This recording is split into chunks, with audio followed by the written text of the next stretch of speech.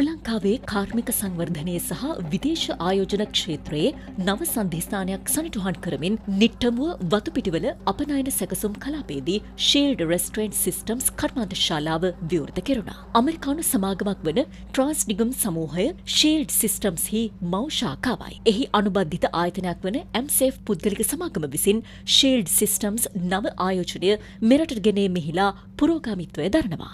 කර්මාන්ත ශාලාව විවෘත කිරීමේ අවස්ථාවට එක්සත් ජනපද වෙළඳ දෙපාර්තමේන්තුවේ වෙළඳ නිලධාරී කේරි අරුන් ප්‍රින්සිපල්, ශ්‍රී ලංකාවේ අමරිකානු තානාපති කාර්යාලයේ ආර්ථික සහ වෙළඳ නිලධාරී ඩැනියල් ජැක්සන්, ශ්‍රී ලංකා ආයෝජන මණ්ඩලයේ සභාපති අර්ජුන හේරත් මහතා ඇතුළු පිරිසක් එක්ව සිටියා.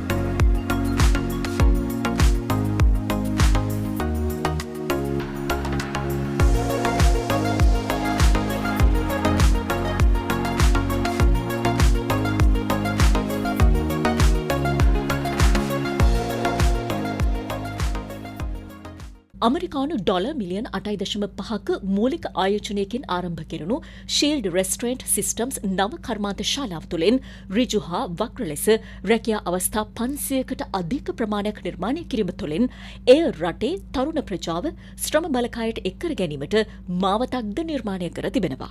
දේශීය හා විදේශීය වෙළඳපොළ ඉලක්ක කරගත් සිය නිෂ්පාදනයන් ඉහළ ගුණාත්මක බවින් සහතික කිරීම ආයතනයේ අරමුණ වනවා.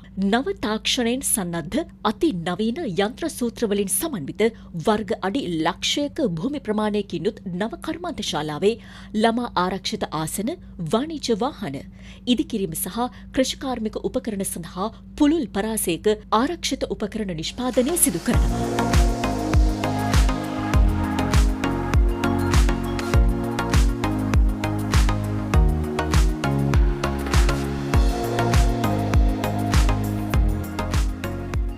මේ ආයතනයේ නිෂ්පාදනය කරන්නේ සීට් බෙල්ට්ස්. ඒක විවිධාකාරයේ සීට් බෙල්ට්ස් තියෙනවා. චයිල්ඩ් ප්‍රොටෙක්ෂන් සිස්ටම්ස් කියලා කියන ඒවා තියෙනවා.